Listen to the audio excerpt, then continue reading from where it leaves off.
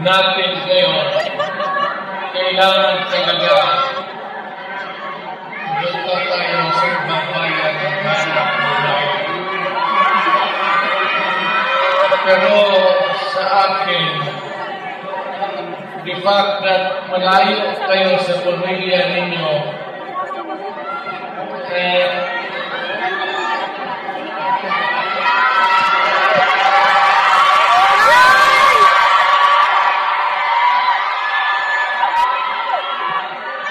damag ko yung lungkot at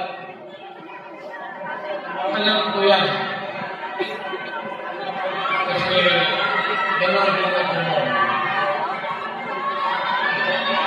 Tayo guys!